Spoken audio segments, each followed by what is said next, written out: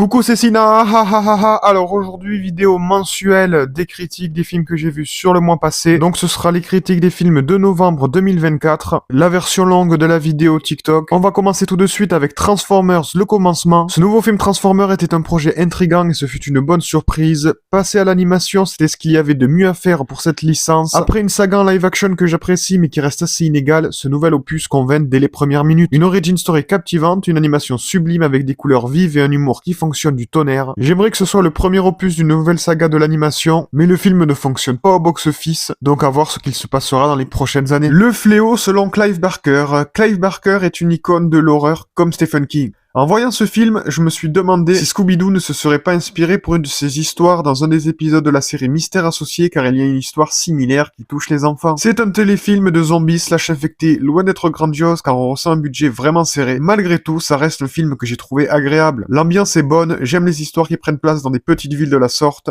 Il y a un bon casting et des personnages attachants. C'est simple, et dans son genre, c'est correct. Godless, entre Divergent et Hunger Games, je n'irai pas jusque-là. C'est similaire dans le sens où on suit des jeunes dans une société futuriste, mais il n'y a vraiment aucun côté action et pas de passage épique. C'est un film puzzle, on suit un récit sous différents points de vue, afin de comprendre l'ensemble de l'histoire. Ça dure presque 2 heures et j'ai trouvé que c'était assez long. Avec un scénario tel que celui-ci, il ne faut pas que ça devienne plat car sinon on ressent l'effet de répétition. Dans ce film, c'est le cas et ça gâche presque l'entièreté du métrage. C'était pas mauvais, juste moyen. Husk, l'affiche de ce film est vraiment très jolie. Ce slasher est sympa mais je m'attendais à autre chose. Ça débute d'entrée comme une pure œuvre du genre, un van, des jeunes, un souci avec le véhicule et des champs à perte de vue. Comme film de ce type, ça change un peu et c'est plaisant. On découvre un lore qui aurait mérité peut-être plus de développement mais qui reste suffisant pour poser un malaise et un véritable questionnement sur son origine. Niveau casting, il n'y a pas vraiment de grosses têtes, mais pour la plupart, je les ai déjà vus auparavant, comme l'acteur qui joue Lance dans Souviens-toi l'été dernier 3 et Tamil Sursok qui joue Jenna dans Pretty Little Liars. Un slasher bien sympathique. Monsieur Aznavour, ne connaissant pas la vie de cette légende de la musique, je ne pourrais pas juger à quel point ça a été respecté. C'est un biopic musical de plus sur un artiste dont on connaît toutes les musiques, même si ce n'est pas notre registre musical à la base. Un personnage inspirant, symbole de réussite et exemple à suivre, car il nous a prouvé que malgré tous les obstacles, les réflexions et autres perturbations, il faut toujours croire en soi. Et tôt ou tard, ça paye. Tahar Rahim n'a selon moi plus rien à prouver, mais il réussit toujours à nous bluffer. Il livre une très grande prestation et le travail sur sa transformation physique est très bien fait. Au niveau du scénario, c'est parfois expéditif, mais c'est assez logique, car résumer 94 ans en 2h10, il y a forcément des passages survolés et d'autres sur lesquels on s'attarde plus. Durant ma séance, je n'ai pas vu le temps passer car j'étais captivé par l'histoire. L'Aquarium de la mort, je sais pas pourquoi je m'inflige tous ces films Asylum, mais je pense que j'aime bien souffrir et perdre mon temps. C'est un film qui existe vraiment, et pendant 1h20, on suit des gens débiles qui pensent être prisonniers d'un aquarium alors qu'ils auraient pu partir avec différents moyens. Et au milieu de tout ça, il y a des genres de poissons zombies. Un truc aussi débile aurait dû être fun pour compenser,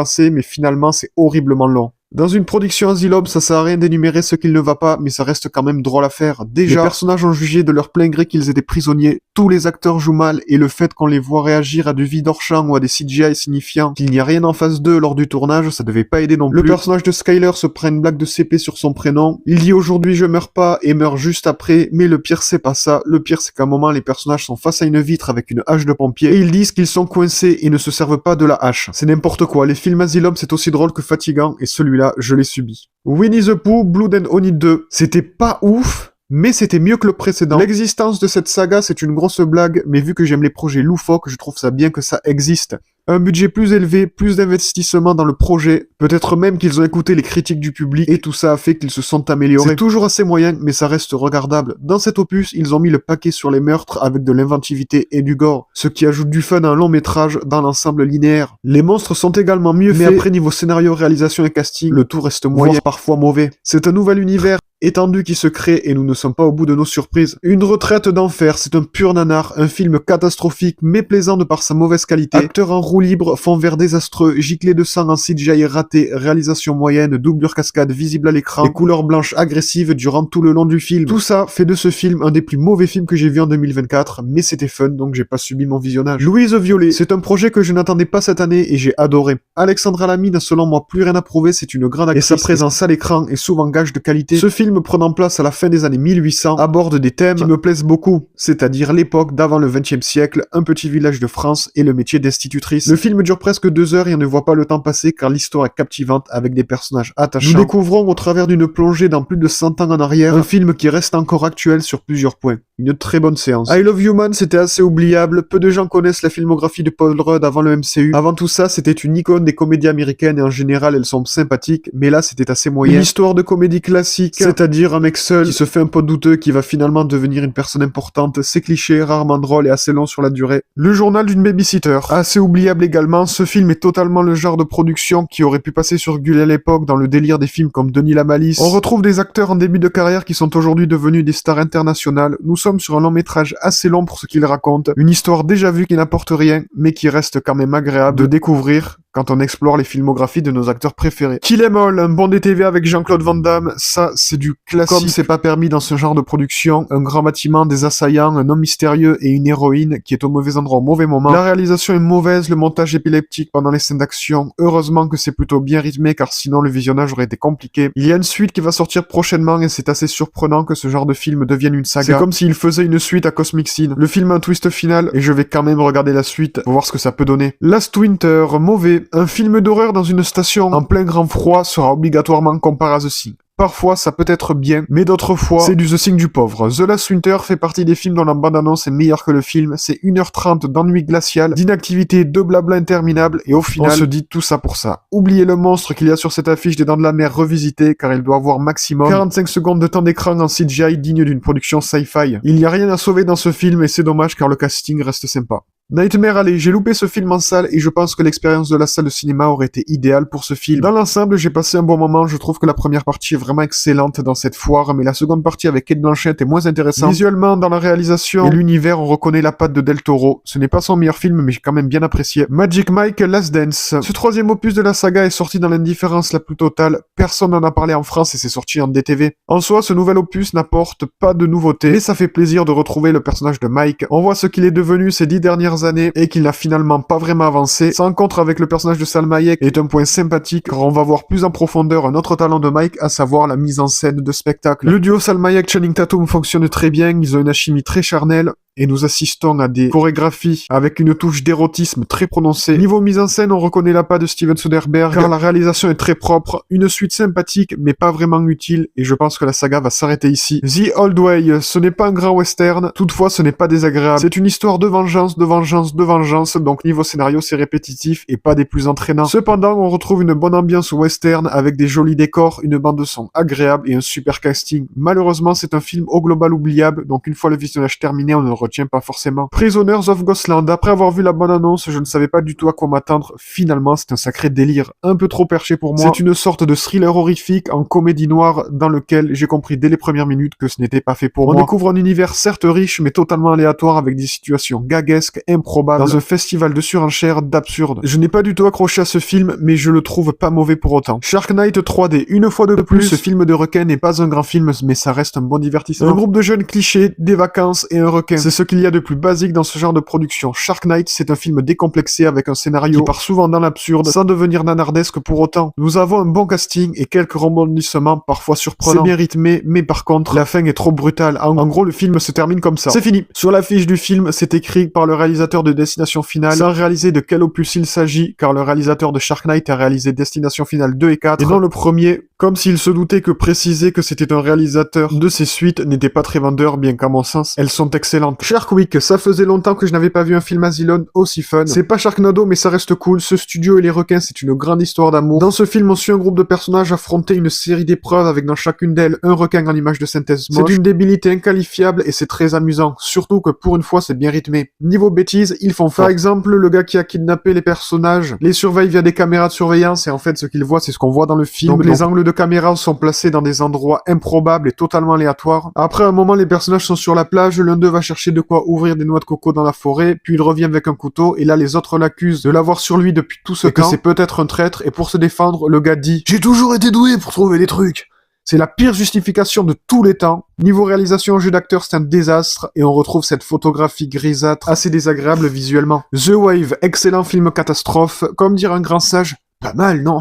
C'est norvégien. Quel est le point faible des Norvégiens? Ils sont tout simplement trop forts. Pour moi, le cinéma norvégien, c'est un des meilleurs cinémas du monde. The Wave, c'est un grand film catastrophe. Comme tous les films du genre, dans la première partie, on découvre les personnages, ça met du temps à démarrer, mais quand ça démarre, on assiste à du grand spectacle. Avec un passage spectaculaire et une tension dramatique saisissante dans le troisième acte. C'est une grosse claque et j'espère ne pas être déçu de la suite. Juré numéro 2, c'était excellent. Clint Eastwood, tout simplement, faut-il ajouter autre chose? Oui, quand même, car le film va bien plus loin que sa réalisation. C'est un film de procès hypnotisant du début à la fin, nous sommes absorbés par ce récit et cette histoire. C'est une œuvre qui met nos émotions à rude épreuve, car dans cette histoire humaine, on veut que justice soit faite. Juré numéro 2, c'est un film avec l'une des meilleures prestations d'acteurs que j'ai vues en 2024. Tout le monde fait un travail absolument extraordinaire. Toni Collette est magistral et Nicolas Hoult livre la meilleure prestation de sa carrière. On croise les doigts pour les Oscars. Skyfire, j'adore les films catastrophes et je suis en demi-teinte sur celui-ci. Dans un sens, c'est un divertissement efficace qui n'est certes pas dénué de défauts, bien au contraire, mais d'un autre, c'est pleinement nanardesque. Les films de ce genre, sur des volcans, c'est pas les plus courants. Avec son rythme effréné et ses effets spéciaux allant du plutôt pas mal au catastrophique, on ne s'ennuie pas devant Skyfire. Toutefois, une fois le visionnage terminé, ça ne laisse aucun souvenir. C'est un ETV catastrophe des plus oubliables. Titanic Rises, c'est honteux. Après le désastre cinématographique Titanic 2, l'Odyssée 2012, les psychopathes de chez Asylum ont sorti un film, ou plutôt devrais-je dire un cataclysme cinématographique avec Titanic Rises. Le pire dans tout ça, c'est que la bande-annonce était presque convaincante. Mais cette histoire de fantômes de la vraie histoire qui viennent sur le Titanic 3 pour flinguer des gens, riches excentriques car ils ont pillé l'épave pour remonter des objets, c'est minable. C'est un film de Nick Lyon, donc forcément niveau réalisation c'est catastrophique. Niveau casting, il n'y en a pas un pour attraper l'autre. Nous ne sommes pas à bord d'un bateau, mais à bord d'un somnifère dans un océan de consternation, à regarder des décors de 2 mètres carrés et des gens se secouer eux-mêmes pour faire comme si le décor tremblait réellement. Pour toutes les personnes qui veulent se lancer dans le cinéma, peu importe le métier, je vous conseille de regarder ce film, comme ça vous saurez exactement ce qu'il ne faudra pas faire. Ah oui, et au début, il y a une transition fondue de l'épave vers le nouveau bateau, comme dans le film de Cameron. Voilà pour le petit fun fact. Gladiator 2, je ne m'attendais à rien, je suis quand même déçu. Qui a demandé une suite? Sérieusement. C'est comme pour Joker 2, tout ça pour ça, quelle tristesse. Gladiator 2, c'est Gladiator 1, mais 2, même histoire, moins impactante, des combats, du blabla, et ça de façon cyclique. Les 2h30 se ressentent et le final tire trop en longueur. Dommage d'avoir un film aussi moyen avec un aussi bon casting. Vaiana 2, c'est une suite que je n'attendais pas forcément et j'ai passé un très bon moment.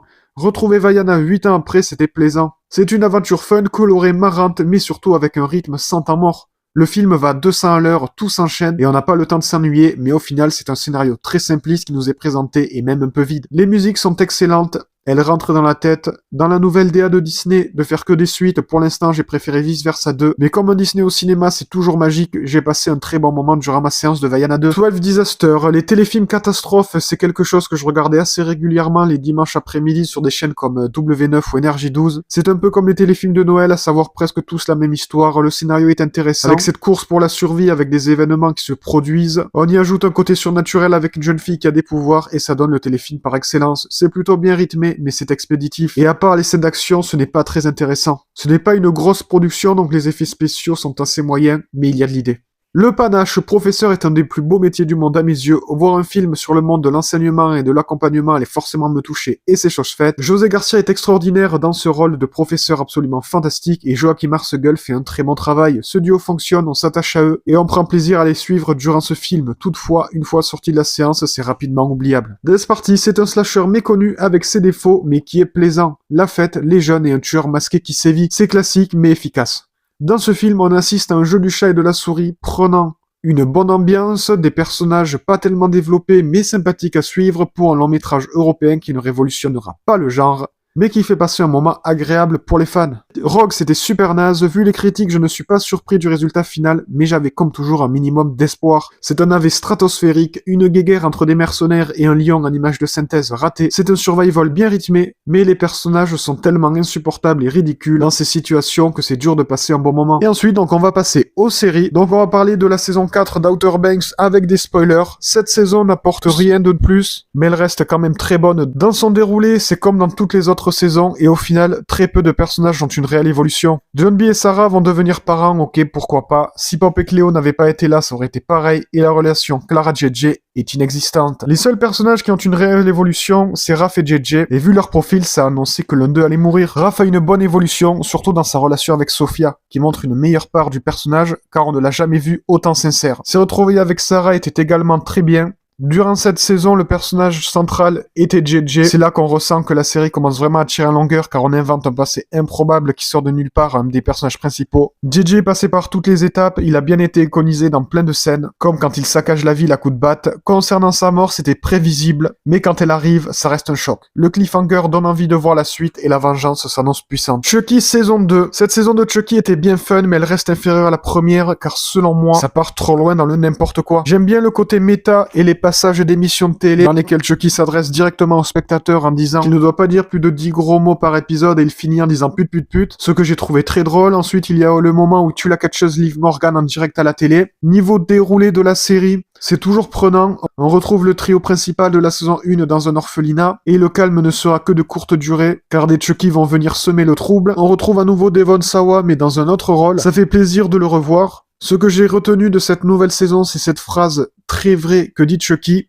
Il est drôlement pratique, votre putain de monde moderne. Ça, tu l'as dit. Là où j'ai trouvé cette saison moins bonne que les précédentes, c'est car le délire est poussé beaucoup trop loin. Le délire du Chucky dans chaque poupée. Avec le Chucky originel, c'est rigolo, mais quand c'est tiré trop en longueur, ça perd de son efficacité. Dans la scène finale, Chucky s'adresse au spectateur en chantant chacune des façons qu'il a eu de tuer quelqu'un durant la saison. Il y a une phrase très méta que dit Chucky après avoir tué quelqu'un avec une tronçonneuse. C'est que maintenant que je te rencontre. Et je trouve ça très drôle quand on connaît l'histoire de la tronçonneuse dans le cinéma d'horreur. Hâte de voir la saison 3, mais je sens la frustration car la série a été annulée. Et pour terminer, Empire saison 6, donc la dernière saison. Malheureusement, cette série ne sera pas parmi mes séries préférées et j'en suis déçu. Les 3 premières saisons sont extraordinaires, mais les 3 dernières sont très moyennes. Hélas, le spectateur d'épisode en épisode. Dans cette ultime saison, ils ne savent pas dans quelle direction aller. L'absence de Jamal laisse un grand vide. Si Hakim n'avait pas été là, ça aurait été pareil. Les péripéties autour de Cookie et Lucius sont répétitifs, ils ne font pas avancer les personnages, mais vraiment le n'importe quoi de cette saison, c'est le personnage d'André. Tout le délire autour de sa maladie et de son changement de personnalité avec le fantôme de Kingsley qui transforme André en pourriture, c'est n'importe quoi, c'est zéro, nul, supplément, nul. Comme dans une saison d'Arrow, c'était 18 épisodes laborieux et interminables. Le final est un peu comme celui des frères Scott ou de Big Bang Theory, c'est-à-dire de la musique avec des flashbacks et ensuite on s'arrête peu après la mort de Devon Cross et sa fille, événement qui n'a d'ailleurs